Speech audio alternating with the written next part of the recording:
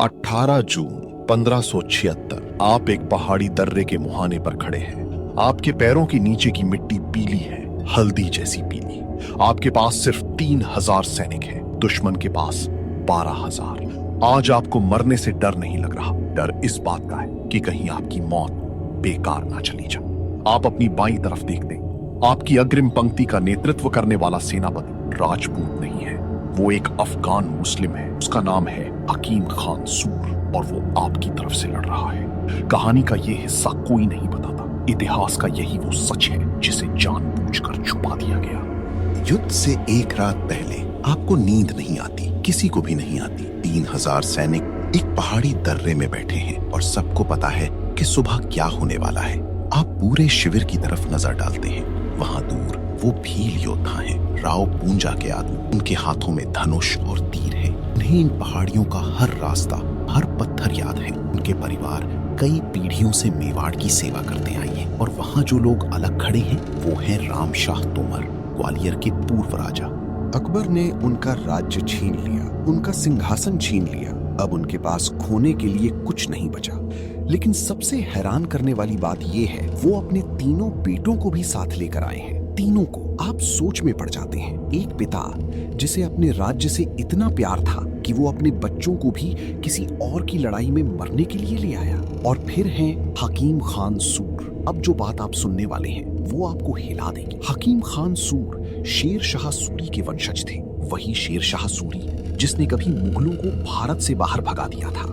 उनका परिवार कभी दिल्ली के तख्त पर बैठता था, लेकिन मुगलों ने उनका साम्राज्य खत्म कर दिया। और आज रात हकीम खान सूर अपनी तलवार तेज कर रहे हैं ताकि एक बार फिर मुगलों से लड़ सके। वो राजपूती शान के लिए नहीं लड़ रहे, वो 30 साल पुराने बदले के लिए लड़ रहे हैं। कल सुबह यही अफगान मुस्लिम योद्धा महाराणा प्रताप की सेना की सबसे आगे वाली टुकड़ी का नेतृत्व करेगा। 800 सबसे खतरनाक योद्धा सीधे मुगल सेना के बीच। आप महाराणा प्रताप के तंबू की तरफ बढ़ते हैं। वो अभी भी जाग रहे हैं, कुछ लिख रहे हैं। कोई युद्ध की योजना नहीं, अपने परिवार के लिए एक पत्र। क्योंकि जो राजा 4 गुना बड़ी सेना के खिलाफ लड़ने जा रहा हो, वो युद्ध से एक रात पहले हर अंजाम को स्वीकार कर चुका होता है। आप पीछे उस दर्रे की तरफ देखते हैं, हल्दी घाटी, जिसका नाम उसकी पीली मिट्टी पर पड़ा। हल्दी जैसी पीली, हल्दी घाटी। लेकिन कल शाम तक इस रंग का मतलब कुछ और होने वाला है। सुबह हो चुकी है। 18 जून 1576। सूरज निकलने के करीब 3 घंटे बाद पहाड़ी दर्रा बहुत संकरा है। इतना संकरा कि बड़ी सेना एक साथ पूरी ताकत से आगे नहीं बढ़ सकती। यही महाराणा प्रताप की रणनीति थी। मुगल सेना को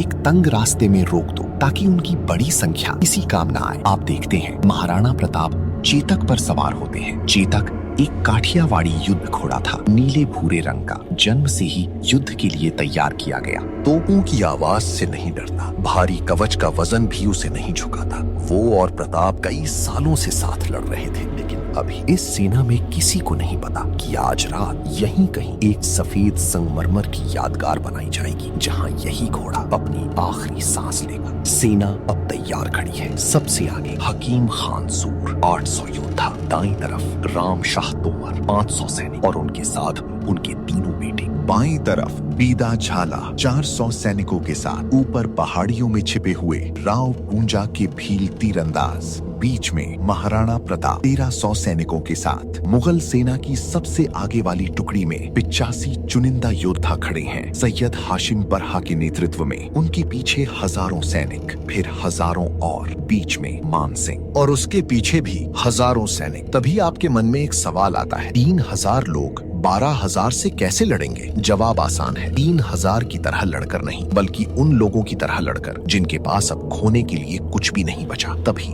युद्ध का बिगुल बज उठता है। युद्ध शुरू हो चुका है। हकीम खान सूर इंतजार नहीं करते, वो सीधा हमला कर देते हैं। 800 घुड़सवार पूरी रफ्तार से मुगल सेना की सबसे आगे वाली टुकड़ी पर टूट पड़ते हैं। टक्कर इतनी भयानक होती है कि सैयद हाशिम की पूरी अग्रिम पंक्ति बिखर जाती है। मुगल सेना के हजारों सैनिक अचानक अपनी ही भागती हुई सेना से टकराने लगते हैं। हर तरफ धूल उड़ रही है, घोड़ों की चीखें, तलवारों की आवाज, और पहाड़ी दर्रा ठीक वैसे ही काम कर रहा था जैसा महाराणा प्रताप ने सोचा था। दाईं तरफ राम शाह तोमर हमला बोल देते हैं। उनके तीनों बेटे उनके साथ थे। हाथों में तलवार लेकर वो मुगल सेना के बाएं हिस्से को चीरते हुए निकल जाते हैं। मुगल सेना का बायां हिस्सा टूटकर दाईं तरफ भागने लगता है, लेकिन दाईं तरफ पहले से ही बीदा झाला के सैनिक हमला कर रहे थे। कुछ पलों के लिए ऐसा लगता है कि मेवाड़ जीत रहा है। 3000 सैनिक 12000 की सेना को तोड़ रहे थे। तभी महाराणा प्रताप कुछ ऐसा करते हैं जिसकी किसी ने उम्मीद नहीं की थी। वो सीधे मान सिंह की तरफ बढ़ जाते हैं। चेतक पूरी ताकत से मान सिंह के युद्ध हाथी की तरफ दौड़ता है। वो हाथी बहुत विशाल था, उसकी सूंड पर तलवार बंधी हुई थी। तभी चेतक छलांग लगाता है सीधे हाथी के सिर पर। महाराणा प्रताप अपना भाला चलाते हैं, लेकिन मान सिंह झुक जाता है। भाला जाकर हाथी के महावत को लगता है। घायल हाथी बेकाबू हो जाता है, भागता रहता है करीब 2 मील तक, फिर गिरकर मर जाता है। मान सिंह बच जाता है, लेकिन इस हमले से मुगल सेना के बीच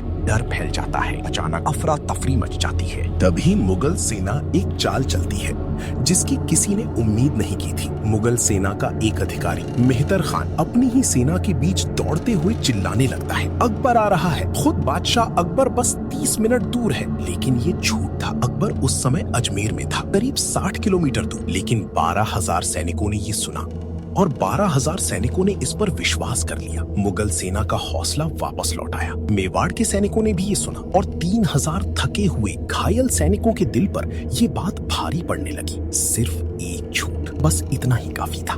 युद्ध को 3 घंटे हो चुके हैं। अब आपका शरीर सिर्फ खून, दर्द और गुस्से के सहारे लड़ रहा है। चारों तरफ सेनापति गिर रहे हैं। रामदास राठौड़, उस वीर के बेटे जिसने चित्तौड़गढ़ की रक्षा करते हुए जान दे दी थी, वो गिर जाते हैं। डोडिया के भीम सिंह, वो भी गिर जाते हैं। राम शाह तोमर के तीनों बेटे एक एक करके मारे जाते हैं। राम शाह तोमर अपनी आंखों के सामने अपने बेटों को मरते हुए देखते हैं। फिर वो आखिरी बार मुगल सेना की तरफ हमला करते हैं और वापस नहीं लौटते। अब आपको महसूस होने लगता है युद्ध का रुख बदल चुका है। माधो सिंह की अगुवाई वाली मुगल रिजर्व सेना अब पूरी ताकत से मैदान में उतर चुकी है। ताजा सैनिक थके हुए सैनिकों के सामने, बंदूकें तलवारों के सामने। महाराणा प्रताप को एक तीर लगता है, फिर भाले का वार, लेकिन वो अब भी चेतक पर सवार है। अब भी लड़ रहे हैं, अब भी पीछे हटने से इनकार कर रहे हैं। तभी बीदा झाला उन्हें रोकते हैं। वो प्रताप के पास आते हैं और कुछ कहते हैं जिसे इतिहास पूरी तरह दर्ज नहीं कर पाया, लेकिन हम जानते हैं कि उन्होंने उसके बाद क्या किया। उन्होंने महाराणा प्रताप का राज चिन्ह अपने ऊपर ले लिया। मुकुट, राज छत्र, सब कुछ खुद पहन लिया और फिर वो मुगल सेना की तरफ दौड़ पड़े, जोर से चिल्लाते हुए, जैसे वही महाराणा प्रताप हो। अब इस पल को समझिए, ये पहली बार नहीं था जब झाला परिवार के किसी आदमी ने ऐसा किया हो। 50 साल पहले 1527 की खानवा की लड़ाई में बीदा झाला के पूर्वज झाला अज्जा ने भी यही किया था। उन्होंने राणा सांगा का राज चिन्ह पहना और बाबर की सेना में एक छलावे की तरह घुस गए। वो मारे गए ताकि उनका राजा जिंदा रह सके। और अब 50 साल बाद झाला अज्जा का वंशज फिर वही कर रहा था, राणा सांगा की पोती के लिए। ये एक ऐसा परिवार था जिसने खुद को मेवाड़ के सिंहासन के लिए समर्पित कर दिया था, पीढ़ी दर पीढ़ी, किसी आदेश की वजह से नहीं बल्कि अपनी इच्छा से। बीदा झाला आखिरी सांस तक लड़ते रहे और जब वो गिरे, मान सिंह की सेना उनके पास पहुंची और उन्हें समझ आया जिस आदमी ने मुकुट पहना था वो महाराणा प्रताप नहीं था, उन्हें धोखा दिया गया था एक मरे हुए आदमी ने। महाराणा प्रताप भाग रहे हैं, घायल, खून से लथपथ, उनका भारी कवच, करीब 70 किलो वजन, और चेतक वो सब अपने ऊपर उठाए हुए दौड़ रहा है। लेकिन चेतक भी घायल है। मान सिंह के हाथी की सूंड पर लगी तलवार उसके पैर को चीर चुकी थी, फिर भी वो रुकता नहीं। पीछे मुगल घुड़सवार पीछा कर रहे हैं, दोनों तरफ ऊंची पहाड़ियां। तभी सामने आता है एक गहरा नाला, एक ऐसी खाई जिसे कोई घोड़ा पार करने की कोशिश नहीं करेगा। खुद घायल, पीठ पर घायल राजा, लेकिन चेतक धीमा नहीं पड़ता। वो छलांग लगाता है और पूरी खाई पार कर जाता है। मुगल घोड़े किनारे पर रुक जाते हैं, वो आगे नहीं आ पाते। चेतक की वो एक छलांग, एक मरते हुए घोड़े का अपनी मालिक को बचाने का आखिरी फैसला, यही वजह थी कि महाराणा प्रताप बच पाए। यही वजह थी कि मेवाड़ का संघर्ष जारी रहा और यही वजह थी कि अकबर कभी भी मेवाड़ को पूरी तरह जीत नहीं पाया। युद्ध भूमि से करीब 4 किलोमीटर दूर चेतक की रफ्तार धीमी पड़ने लगती है, फिर वो रुक जाता है। धीरे से अपने पैर मोड़ता है। महाराणा प्रताप नीचे उतरते हैं और उनका सबसे वफादार साथी, उनका युद्ध का साथी जमीन पर लेट जाता है, फिर कभी नहीं उठता। महाराणा प्रताप उसे छोड़कर नहीं जाते। वो वहीं जंगल में बैठे रहते हैं, अकेले, उस जानवर के शरीर के पास जिसने उनकी जान बचाई थी। और पीछे हल्दी घाटी से अब भी मरते हुए सैनिकों की आवाजें आ रही थीं। कई साल बाद महाराणा प्रताप ने उसी जगह सफेद संगमरमर की एक छतरी बनवाई और वो आज भी वहां खड़ी है। उस रात महाराणा प्रताप जंगल में थे। न कोई महल, न सेना, न सिंहासन। उनका परिवार उनके साथ था। पत्नी, बेटे, बेटियां सब मेवाड़ के जंगलों में छिपे हुए। आने वाले कई हफ्तों तक वो घास के बीजों की रोटियां खाएंगे। एक राजा का परिवार घास खाकर जिंदा रहेगा, क्योंकि आत्मसमर्पण करना कभी विकल्प था ही नहीं। उधर करीब 25 किलोमीटर दूर मान सिंह अपने तंबू में बैठा था। उसने युद्ध भूमि जीत ली थी, लेकिन वो महाराणा प्रताप को पकड़ नहीं पाया। जब अकबर को ये पता चला तो उसने मान सिंह को अपने दरबार से निकाल दिया। एक मुगल सेनापति जिसने युद्ध जीता था, उसे सजा मिली। क्यों? क्योंकि वो एक आदमी को भागने से नहीं रोक पाया। महाराणा प्रताप का डर मुगल साम्राज्य पर इतना भारी था। हल्दी घाटी का युद्ध करीब 4 घंटे चला और उन 4 घंटों में हल्दी घाटी की पीली मिट्टी लाल हो गई। मेवाड़ के 1600 सैनिक मारे गए। रामशाह तोमर और उनके तीनों बेटे मारे गए। बीदा झाला मारे गए। रामदास राठौड़ मारे गए। भीम सिंह मारे गए। और हकीम खान सूर, वही अफगान मुस्लिम योद्धा जिसने सबसे पहला हमला किया था, वो बच गए। और आने वाले कई सालों तक वो महाराणा प्रताप के साथ मिलकर मुगलों के खिलाफ लड़ते रहे। असल में कोई भी हल्दी घाटी को महाराणा प्रताप की हार नहीं कहता, क्योंकि मुगलों ने मैदान तो जीत लिया था, लेकिन उस आदमी को कभी पकड़ नहीं पाए। और वही आदमी अगले 10 साल तक एक एक करके अपना इलाका वापस लेता रहा, जब तक कि अकबर ने हार मान ली। अकबर, जिसने लगभग पूरे हिंदुस्तान को जीत लिया था, वो एक राजपूत राजा के सामने रुक गया। हल्दी घाटी के बाद, उस पीली मिट्टी के बाद जो लाल हो गई थी, उस घोड़े के बाद जिसने खाई पार की थी, उस योद्धा के बाद जिसने मरते दम तक राजा बनकर लड़ाई लड़ी, उस अफगान के बाद जो बदला लेने आया था। इन सब के बाद भी मुगल साम्राज्य उस आदमी को नहीं तोड़ पाया जो कभी झुका ही नहीं। आज हल्दी घाटी एक पर्यटन स्थल है। पीली मिट्टी, शांत पहाड़ियां, एक संग्रहालय और युद्ध भूमि से करीब 4 किलोमीटर दूर सफेद संगमरमर की एक छोटी सी छतरी। साधारण, शांत, वही स्मारक जो महाराणा प्रताप ने चेतक के लिए बनवाया था। उस युद्ध में मारे गए किसी भी सैनिक का इतना बड़ा स्मारक नहीं है, लेकिन उस घोड़े का है जिसने एक आदमी की जान बचाई ताकि वो आदमी अपने राज्य को बचा सके।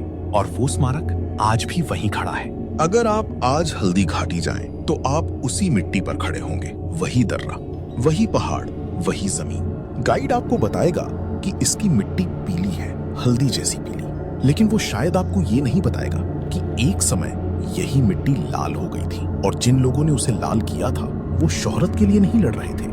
वो उस चीज के लिए लड़ रहे थे जिसे अकबर कभी खरीद नहीं सकता था, कभी समझौते में नहीं ले सकता था, कभी छीन नहीं सकता था। ये कहने का अधिकार, हम झुके नहीं।